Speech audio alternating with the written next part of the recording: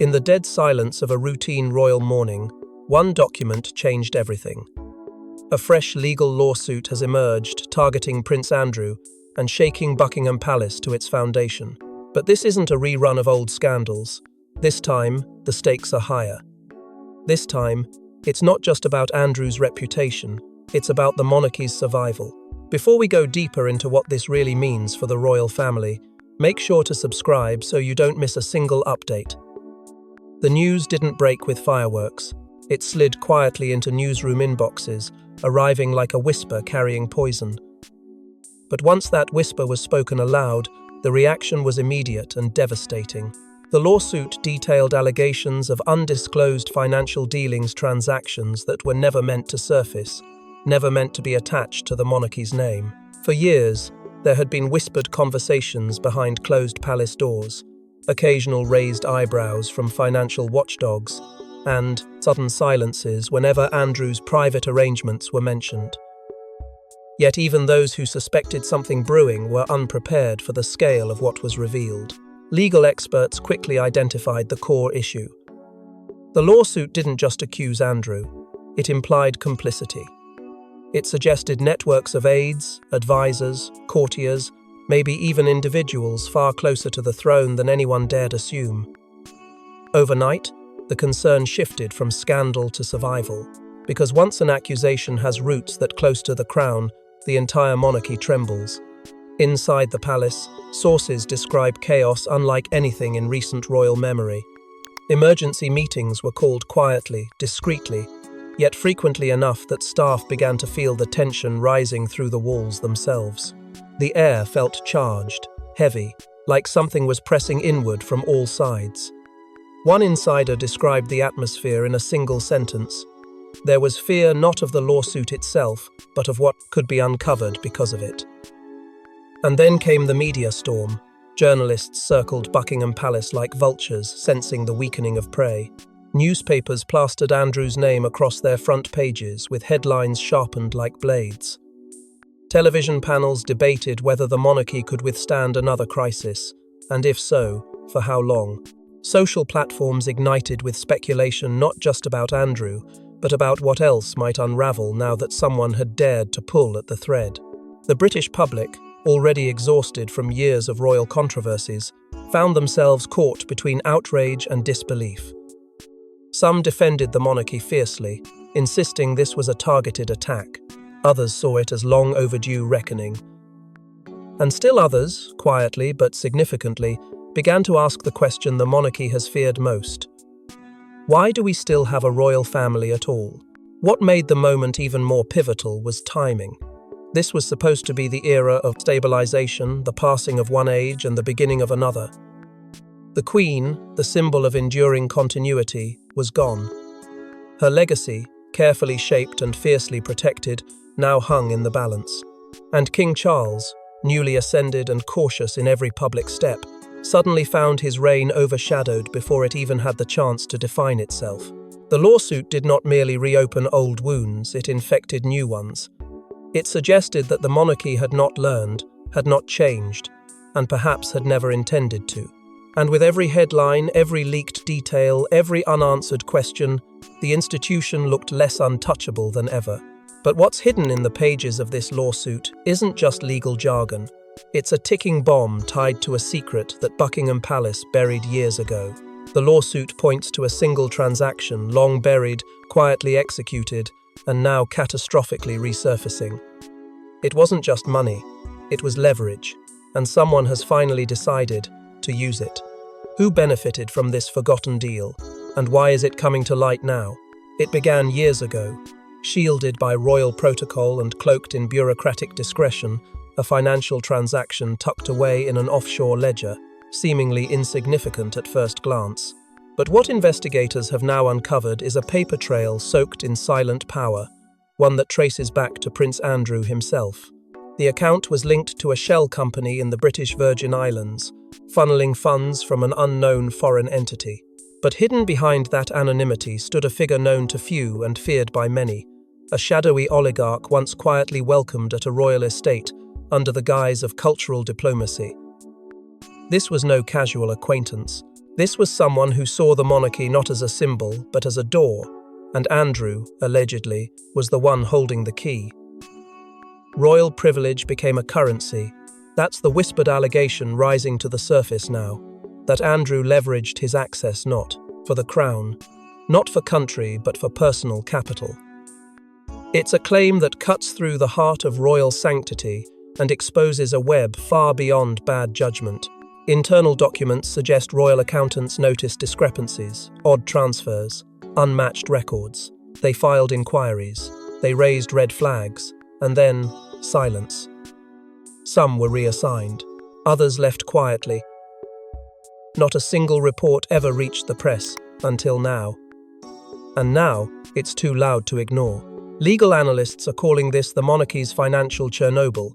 If the evidence continues to surface, it could trigger an unprecedented audit of royal finances, with political calls for transparency growing by the day. And as the public begins to ask what else has been hidden beneath centuries of ceremonial smoke, one question rises. Was this truly Andrew acting alone, or was he merely the one caught first? Whispers inside Westminster hint at nervous glances, shifting allegiances, and a quiet tightening of legal counsels behind palace walls. Because if Andrew's deal wasn't an isolated act of greed but a symptom of a deeper, institutional pattern, the repercussions could ignite a crisis larger than anyone dared predict. As the paper trail deepens, so does the fear that this lawsuit could be the beginning of something much darker, a betrayal from within. No royal crisis erupts without a whisper from inside. And this time, it wasn't a whisper, it was a confession. A former palace aide has turned. Their testimony could be the key that unravels the entire Windsor image. Who is this defector, and why now? It began with a quiet call to a legal firm representing the plaintiffs in the Andrew lawsuit. The voice on the other end wasn't that of an opportunist, it was someone who had walked the marbled corridors, served behind gilded doors, and kept royal confidences for over a decade. Known only by an alias for now, this aide has come forward with a sworn statement that doesn't just confirm allegations, it expands them. In their account, Andrew wasn't merely reckless, he was calculated. He pursued shadow deals with impunity, even after internal warnings were raised. And worse still, this insider alleges that several senior royals knew, not suspected knew, and they chose silence. Because protecting the family name outweighed the cost of truth. This wasn't the story of an outsider looking in. This was someone who had once enforced the rules, shielded reputations, and participated willingly or not in the royal machinery of suppression. Their decision to break rank has shattered the palace's illusion of control. Behind closed doors, the betrayal is being framed as treason, but outside, in the courts of public opinion and media scrutiny, it's being called something else entirely: courage. The signed testimony describes private conversations where Andrew allegedly bragged about deals made under the radar. How certain doors were always opened for him. How his royal blood was currency. The statement even details one chilling moment when this aide approached a senior royal advisor with concerns, only to be told, "Let sleeping scandals lie." Then came the leak. A redacted version of the testimony found its way into a major tabloid, splashed beneath the headline, "Was Andrew protected by the palace?" The backlash was immediate. Public anger surged. The monarchy, already bruised, began to buckle under the weight of cumulative doubt. In the quiet corners of the firm, loyalty was questioned. Trust cracked, and the question echoed. If one aide turned, how many more are hiding what they know? At the heart of it all stood one final quote from the defector words that now haunt every hallway of Buckingham Palace. "I couldn't carry the guilt anymore." But the guilt doesn't end there, because the next domino to fall drags Andrew's daughters into the storm. They were supposed to be untouched by scandal, but this lawsuit's the reach is merciless. Beatrice and Eugenie now face the unbearable truth. Defend their father and risk their futures, or distance themselves and break the family bond forever. The silence from Princess Beatrice and Princess Eugenie was once interpreted as grace, dignity in the face of familial turmoil. But now, that silence feels like complicity to many watching closely. The public, ruthless in their judgment, has turned their gaze toward the York sisters, dissecting every past appearance, every carefully worded statement, every photo that once seemed innocent. The pressure is suffocating. Damned if they speak, damned if they stay quiet. With every headline that tightens around Prince Andrew's neck, more questions land at their feet. Did they know more than they ever admitted? And if so, why didn't they walk away sooner? Rumours swirl like a rising tide, and at the centre is Beatrice. Sources close to the palace suggest she may have had knowledge of some of Andrew's dealings, at least the nature of his friendships, and the benefits that followed. Her role in a recent private meeting with royal advisors has become the subject of tabloid obsession, with speculation that she tearfully defended her father, only to be met with cold indifference. Meanwhile, Eugenie, always viewed as the more emotionally grounded of the two, reportedly broke down during a tense sit-down with King Charles. She begged for understanding, for space, for time to make sense of the chaos. What she got instead was an ultimatum masked as sympathy. Outside the palace, the backlash is intensifying. Online campaigns demand both sisters be stripped of their remaining royal engagements. Commentators ask why they've continued attending events, why they remain in the public eye while Andrew's name drags through the mud. The monarchy, once a fortress that protected its own, now faces a new test. Inside palace walls, that very question exploded into confrontation. A private family dinner devolved into open war. Accusations hurled, loyalty questioned, lines drawn. One attendee later confided to a friend, "It wasn't just a disagreement, it was a declaration. The family's split, and it may never recover." And at the heart of it all is a decision no child should have to make: remain loyal to the man who raised them, or preserve their standing in an institution that is rapidly turning on itself. The cost of either choice is devastating. As one trusted friend quietly confessed to the press, they're being asked to choose between blood and the crown. A decision that no daughter should ever face. But the monarchy doesn't deal in mercy. It deals in image, legacy, and survival. And while the sisters drown in emotional crossfire, an unlikely royal steps forward not to defend Andrew, but to dismantle what he represents. Prince William has had enough. The future king knows one truth: either the monarchy changes or it collapses. Behind palace walls, he issues a private ultimatum to his father, to the firm, and to Andrew. Reform or face royal exile. What once simmered beneath William's composed exterior has now reached a boiling point. No longer content with polite silence and carefully curated appearances, he is said to have stormed into a closed-door meeting with King Charles, flanked by senior advisors, and laid down his warning with the force of a future sovereign claiming his ground. The message was clear: if the monarchy refuses to adapt, if it continues protecting scandal and shielding rot, then its days are numbered. His words weren't laced with diplomacy, but with fire. At the center of it all stood Prince Andrew, the symbol of everything William believes the monarchy must leave behind. According to one insider, the confrontation with his father was so heated that voices were raised, hands slammed against oak, and at one point, Charles allegedly asked, "Are you threatening the crown or protecting it?" To William, there is no distinction. He sees Andrew not as a flawed uncle, but as a rotting limb infecting the entire royal body. And he's determined to amputate. In a move that has stunned even his closest allies, William has reportedly begun preparing to go public, something that would shatter decades of royal tradition. He's no longer willing to sacrifice his integrity or his children's future to preserve the illusion of unity. For him, the survival of the crown means nothing if it is soaked in silence and scandal. This bold stance hasn't come without warning signs. Ever since the Sussexes' dramatic exit, William has watched how quickly the monarchy bleeds when cracks are ignored. Meghan and Harry were seen as rebels, but what if they were simply the first to jump from a sinking ship? Behind the scenes, William's closest aides have begun drafting what they're calling a post-crisis monarchy charter, a complete restructuring of royal roles, financial oversight, and media engagement. It's not rebellion, it's preservation through transformation. a plan for a monarchy that can weather storms by finally acknowledging them, but the proposal has shaken the palace. There are whispers that if Charles refuses, William may step back, not permanently, not dramatically, but publicly enough to make it clear. He will not lead a monarchy that refuses to evolve.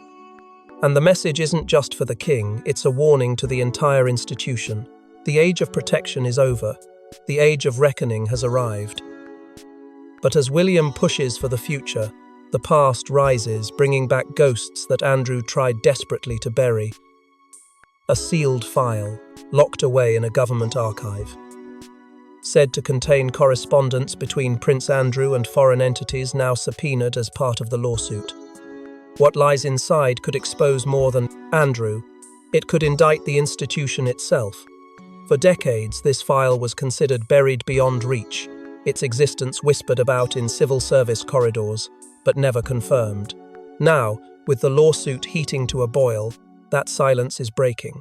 Lawyers representing the plaintiffs have demanded the unsealing of classified communications dated back to the late 1992, a period when Prince Andrew was transitioning out of his naval career and into what many now call his shadow diplomacy era. What started as official trips soon blurred into private meetings, and somewhere in between, it appears, a new identity was crafted not as a royal ambassador, but as a broker of power. The kind of power that doesn't speak in titles, but in oil fields, data contracts, and offshore holdings. Insiders claim the documents include exchanges between Andrew and high-ranking business operatives from at least 3 foreign nations, 2 of which are currently under intense international scrutiny. The pattern suggests he used his royal connections to open doors, facilitate introductions, and in some cases, quietly benefit from the deals that followed. MI5, reportedly, had its suspicions years ago. Former intelligence officers allege that warnings were passed to the palace regarding Andrew's growing list of associations, some with controversial reputations, some with criminal ties.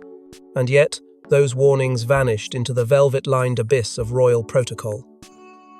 Now, as pressure mounts, security services are bracing for the worst. There is growing fear that unsealing the file won't just confirm Andrew's entanglements, it might drag other names into the light. Names that were never meant to be tied to scandal. Names that sit far too close to the throne. Already, fragments have surfaced, hinting at figures in global finance, private intelligence firms, and diplomatic circles.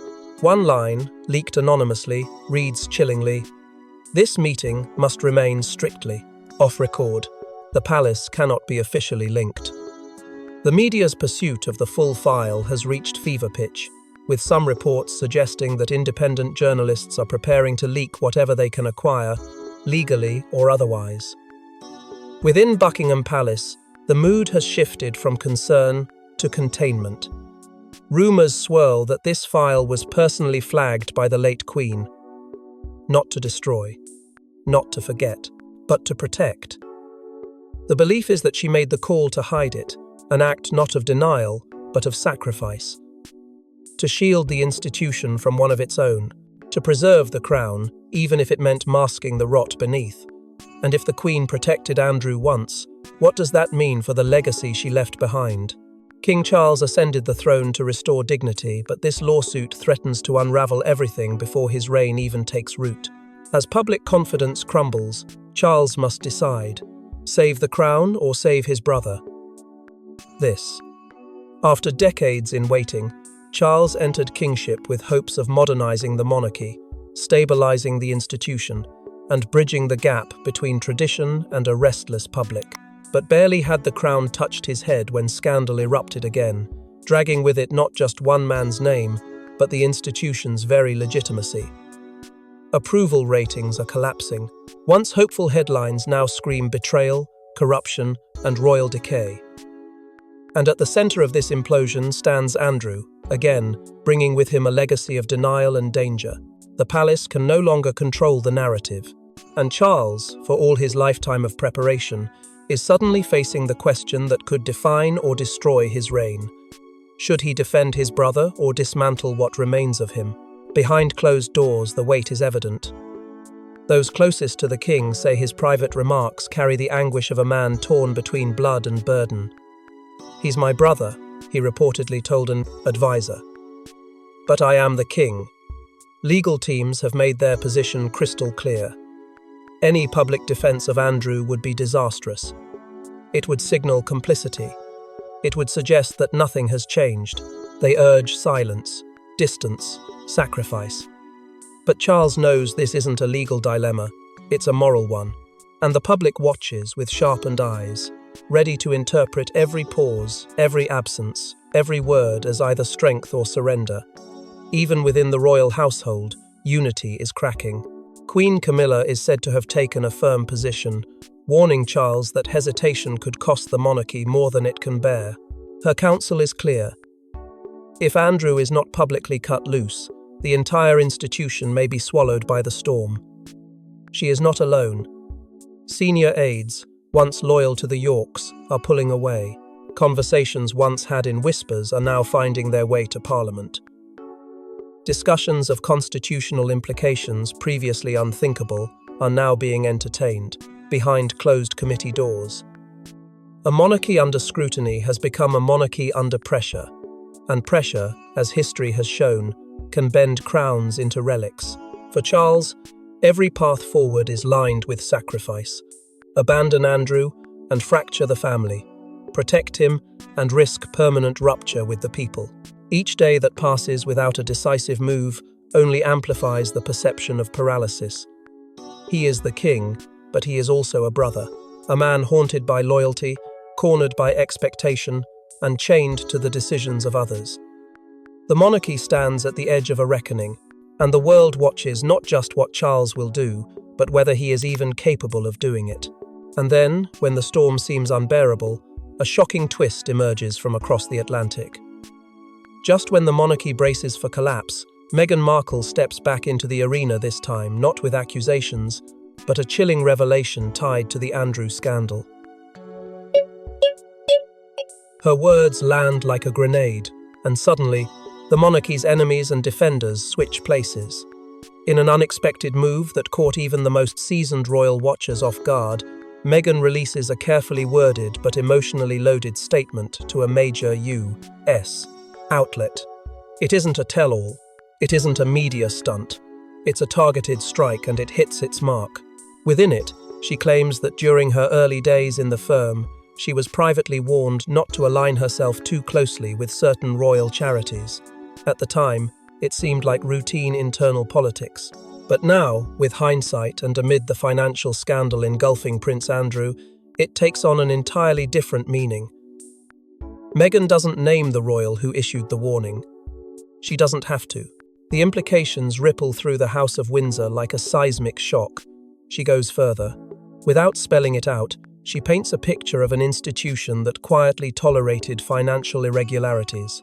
She suggests it was understood, never spoken, always. Protected that some members of the family were handled differently, shielded, enabled. It wasn't a secret, she says. It was standard. And with those words, the protective veil around the monarchy begins to shred in full view of a global audience. American media dives headfirst into the story, flooding primetime slots with analysts, former insiders, and transatlantic commentators, all asking the same question. How much did the royal family know, and how far were they willing to go to protect their own? But perhaps the most piercing silence comes from Prince Harry. While Meghan speaks, he says nothing. The absence of his voice is deafening. Is it restraint? Disagreement? Or a silent show of solidarity? Whatever the reason, it only fuels the narrative. The couple who once stepped away from royal life claiming toxic dynamics now appear to have been closer to the truth than anyone dared believe. Meghan, once vilified for disrupting the status quo, is now seen by some as the only royal brave enough to pull back the curtain. And then come her final words, simple, devastating, unforgettable. They wanted silence. They'll get echoes instead. The monarchy had hoped to suppress the noise, bury the scandal, survive the chaos. But what Meghan has unleashed isn't just noise, it's the sound of reckoning. The very foundations the firm tried to fortify are now shaking under the weight of revelations not from enemies, but from those who once stood within its gates. But the echoes Meghan predicted soon morph into something far more damaging, an official inquiry the monarchy may not survive. The lawsuit is no longer just a legal battle, it's a reckoning. A royal commission is launched. Public opinion has shifted. The firm, once seen as untouchable, now faces the one fate it never prepared for: accountability. Is this how it ends?